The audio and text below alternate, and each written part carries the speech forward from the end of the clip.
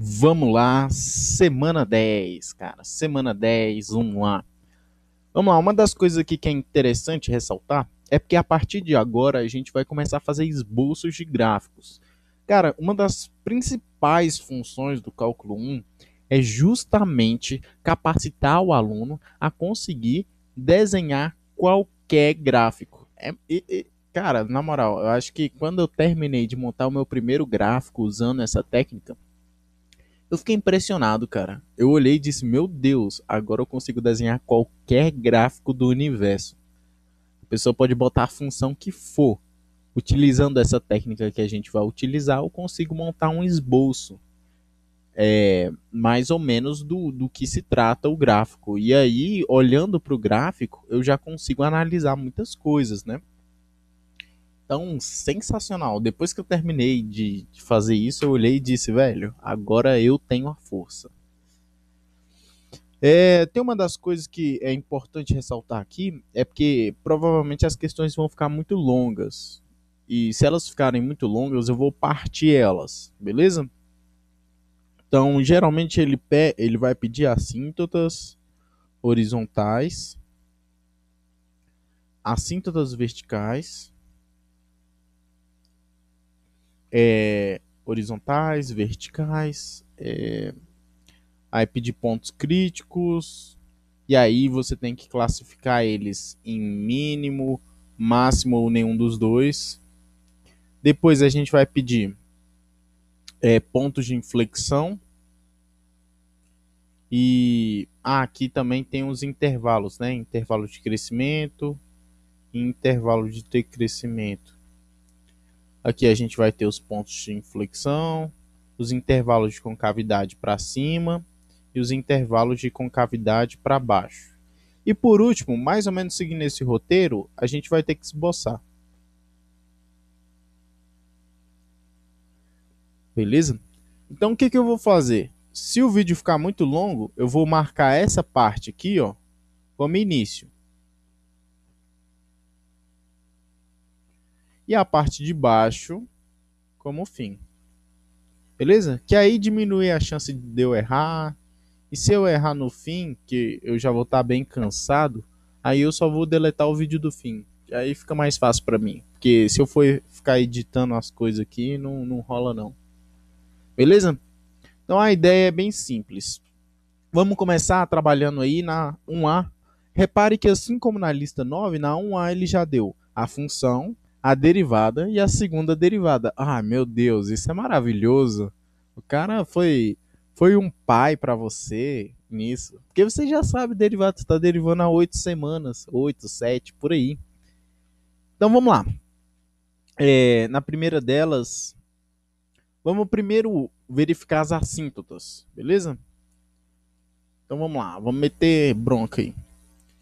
Assíntotas. A primeira delas, eu vou trabalhar a vertical. Lembrando que os candidatos são os caras que fizeram a parte de baixo. Então, os caras que fizeram a parte de baixo, eu vou fazer a parte de baixo igual a zero e eles vão ser os meus candidatos a assíntotas. Dividindo por 4. E aí eu posso tirar raiz. Tirando raiz, a gente vai ficar com x é igual a 2, né? E passando para o outro lado. E aí, o único candidato que a gente tem a assíntota vertical é esse cara aqui.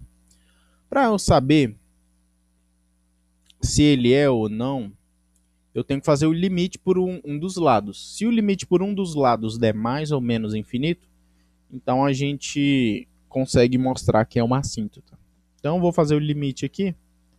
Como aqui é x menos 2 na minha função, eu vou me aproximar pelos valores maiores, beleza? Então vou me aproximar pelo 2 mais. Me aproximar do 2 pela direita. Do caso da minha função, que vai ser 16 menos x ao quadrado dividido por 4x menos 2 ao quadrado. Beleza?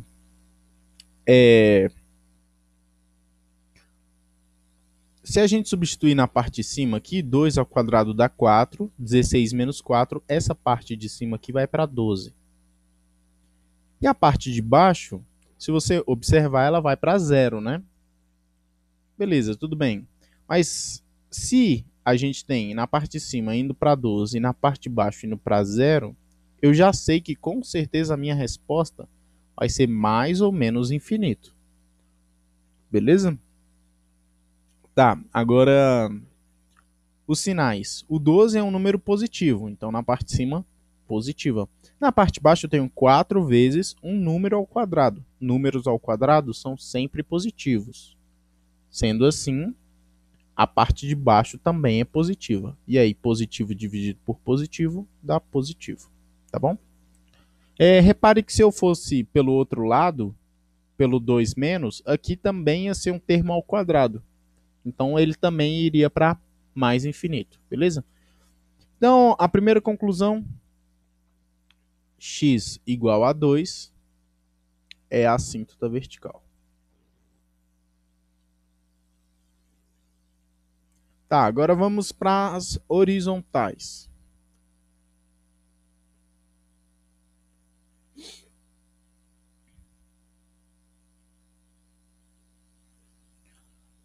Tá, nas assíntotas horizontais eu vou fazer o limite quando x vai para mais infinito. E aí, se der uma constante, eu sei que ele é uma assíntota horizontal, né? Vamos lá. Aqui vai ficar 16 menos x ao quadrado sobre 4x menos 2 ao quadrado. Aqui eu vou expandir só para mostrar uma coisa para vocês.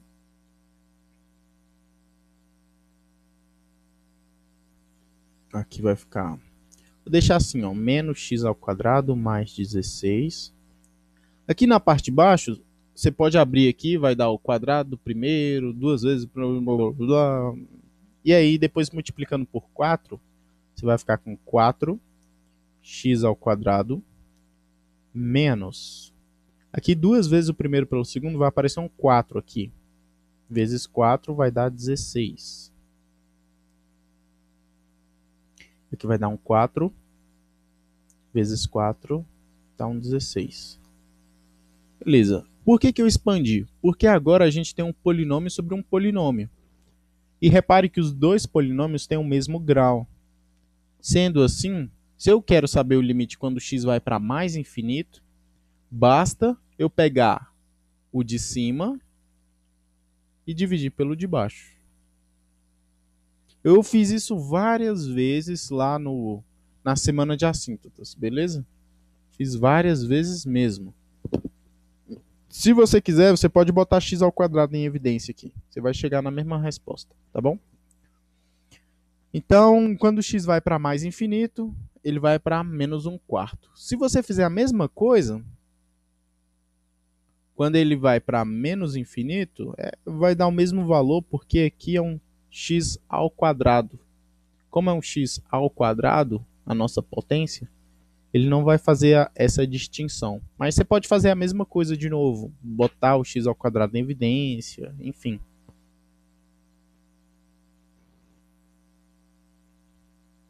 Beleza? Eu só estou fazendo um pouco mais rápido porque acredito que você já tem um pouco mais de domínio nessa parte aqui. Aqui também vai dar menos 1/4. Tá bom? Então, beleza. A gente só tem uma assíntota horizontal. Y igual a menos 1/4 é a assíntota horizontal. Tá. Agora, a gente precisa encontrar os pontos críticos. Lembrando aqui, ó, que a nossa função ela não existe quando x é 2, né? Por quê? Porque quando x é 2, você tem uma divisão por zero. Então, o x igual a 2 está fora do domínio. Para eu escrever, vou repetir, para eu escrever essa função, o x não pode ser 2. Então, vou escrever aqui, ó, x diferente de 2. Beleza? Então, o 2 não está no nosso domínio da nossa função. Beleza? Eu sei que ele não escreveu, mas está implícito por causa dessa fração aí. Vamos lá, agora a gente vai para pontos críticos.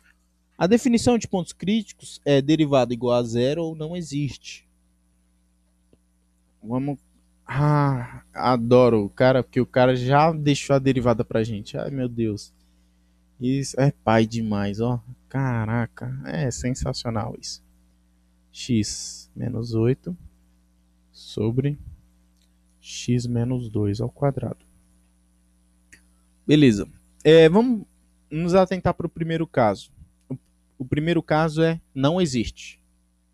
Para essa função aqui não existir, o único problema que poderia acontecer é aparecer um zero na parte de baixo. Beleza? Então vamos ver isso aqui, ó. A gente vai ficar com x menos 2 igual a zero. Tirando a raiz, x igual a 2. Tá. A nossa função, ela não existe, a derivada, né? A nossa derivada não existe quando x é 2. Mas repare que não faz sentido a gente chamar o 2 de ponto crítico. Por quê? Porque o 2 não pertence ao domínio. E para ser um ponto crítico, o cara tem que pertencer ao domínio. Beleza? Para ser ponto crítico, tem que pertencer ao domínio. Então, sendo assim, ele não é ponto crítico porque não pertence ao domínio.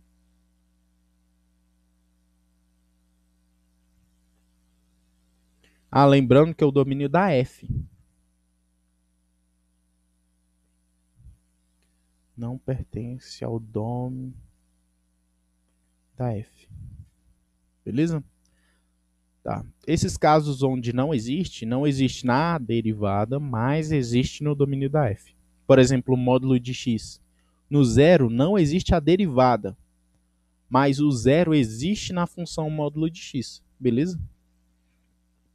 Tá, então vamos para a segunda parte. A segunda parte é a derivada igual a zero. Tá, para uma fração ser zero, basta que o numerador seja zero. E aí a gente tem x igual a 8.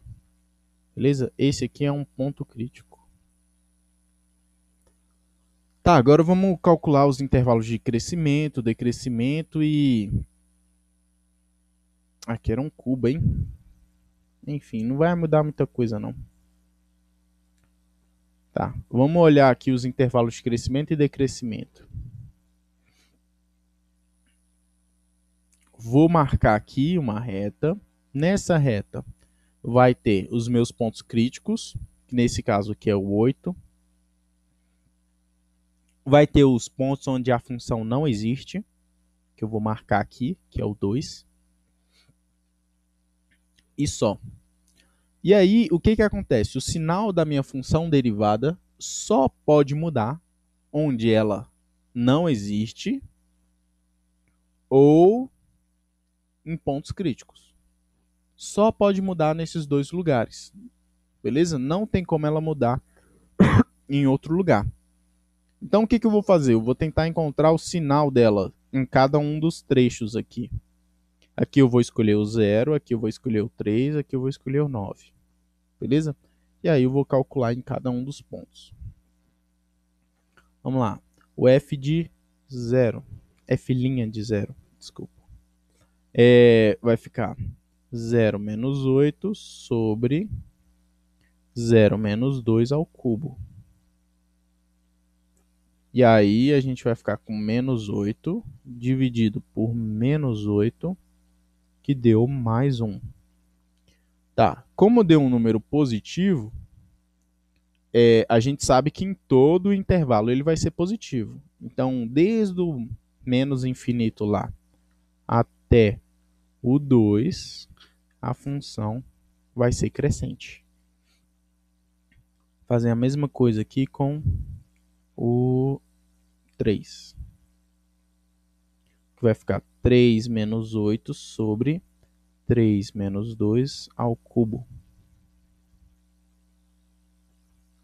E aí, isso aqui vai dar, na parte de cima eu acho que dá menos 5, e na parte de baixo vai dar um Esse aqui é menor do que zero. Então, nesse intervalo, no intervalo de 2 até 8, a função ela decresce. Beleza? E aí, por último, a gente vai avaliar no 9.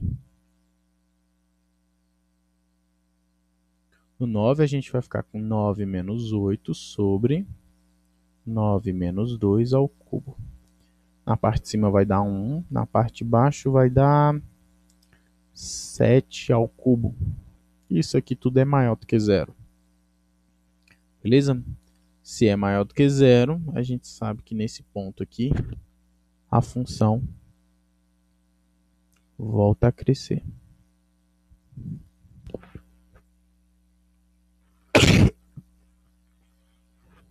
Tá.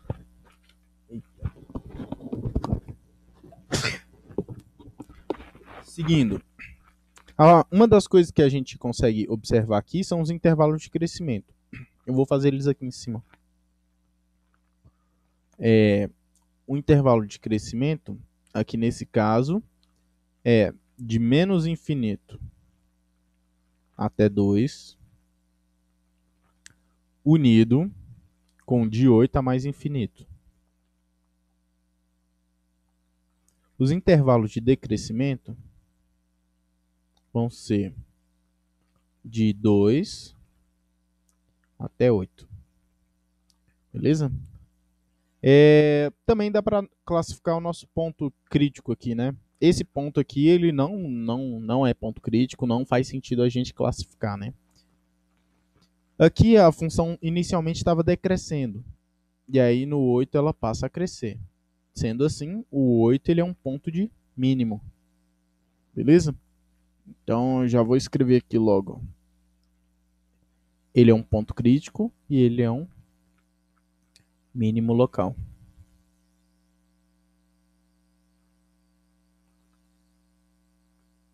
Tá, beleza.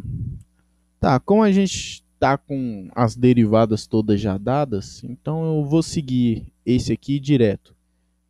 Então na questão 1, provavelmente eu vou seguir quase tudo direto. Vamos seguir aí para a próxima parte. A próxima parte é determinar as concavidades. Aqui a gente vai ficar com F duas linhas. Deixa eu mexer aqui. F duas linhas de X. Ele deu pra gente. Ai, que pai, velho. Adoro esses caras. 2. 11 menos X. X menos 2. Aqui eu acho que tá a quarta. Beleza. Deixa eu ver se eu errei. Não, tá aí. Beleza. Aqui a gente vai ter que calcular os pontos que a gente chama de pontos de inflexão.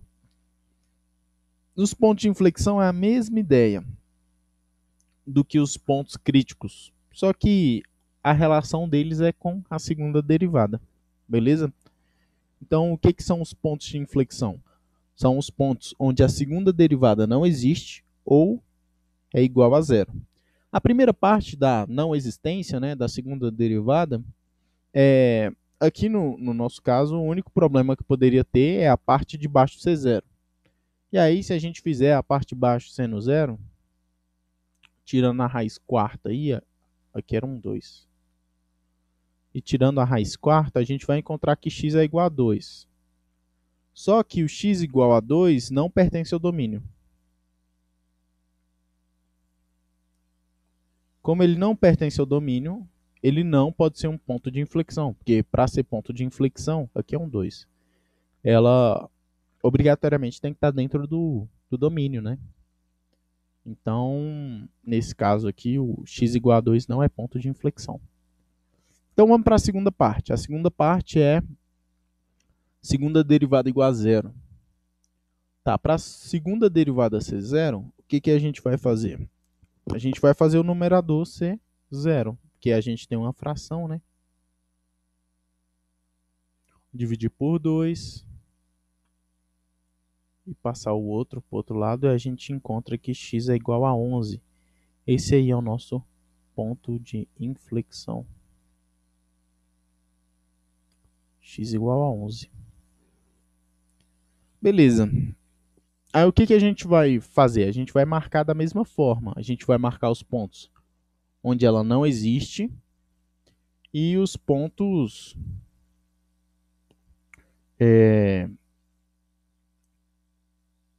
onde ela não existe, que nesse caso aqui é o 2, e os pontos de inflexão. Nesse caso aqui é o 11.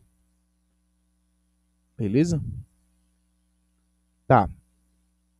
E aí o que a gente sabe? A gente sabe que a segunda derivada ela só muda de sinal nos pontos onde a função não existe ou nos pontos de inflexão. Ela só pode mudar de sinal nesses lugares. Então o que a gente pode fazer? A gente pode escolher valores aqui. Aqui eu vou escolher o 0. Aqui eu vou escolher o 3. E aqui eu vou escolher o 12. E aí a gente vai fazer basicamente o mesmo procedimento. Segunda derivada no 0. No 0 a gente vai ter, substituindo lá, 2 vezes 11 menos 0, dividido por alguma coisa a quarta. Eu nem vou olhar para alguma coisa a quarta, porque eu sei que alguma coisa a quarta é sempre positivo. E aqui a gente vai ter 11, então tudo aqui vai ser positivo, né? Porque aqui é positivo. O 2 é sempre positivo. E alguma coisa elevada à quarta também é positivo. Então, nesse intervalo aqui, ela é positiva. Então, desde menos infinito até o 2, a concavidade dela é para cima. Agora eu vou fazer a mesma coisa com o 3. Vou seguir aí. Aqui a gente vai ter 2 vezes 11 menos 3, dividido por alguma coisa a quarta. Isso aqui também vai ser maior do que zero, porque 11 menos 3 é um número maior do que zero. Então aqui é positivo e aqui é positivo, isso aqui é maior do que zero. Então nesse intervalo a concavidade também vai ser para cima. Beleza? E aí por último, vamos fazer do 12.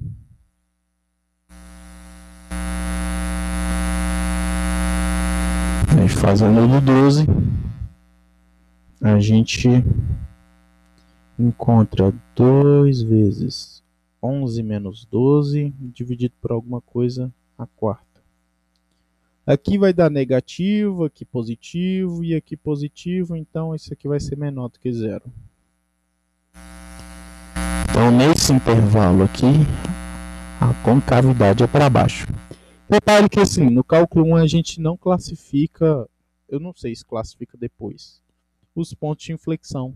Aqui teve uma mudança de concavidade, mas a gente não dá nenhum tipo de classificação para esse tipo de coisa, né? Então vamos lá, eu já marquei os pontos de inflexão, que é x igual a 11. Vamos para os intervalos. Os intervalos onde a concavidade é para cima, aqui vai ser de menos infinito até o 2, unido com de 2 a 11. Repare que se eu escrever de menos infinito a 11, eu vou estar errando, cara. Por quê? Por que eu vou estar errando? Porque eu vou estar dizendo que o 2 faz parte do intervalo, mas o 2 ele está fora do domínio. Então eu não posso escrever um intervalo com o 2 dentro, entendeu? Então você tem que escrever ele assim. E a concavidade para baixo vai ser de... Eita, mano, escrevi errado, velho. Não, tá certo. Concavidade para cima, aqui.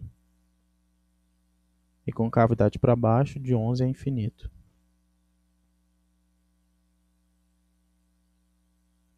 Beleza?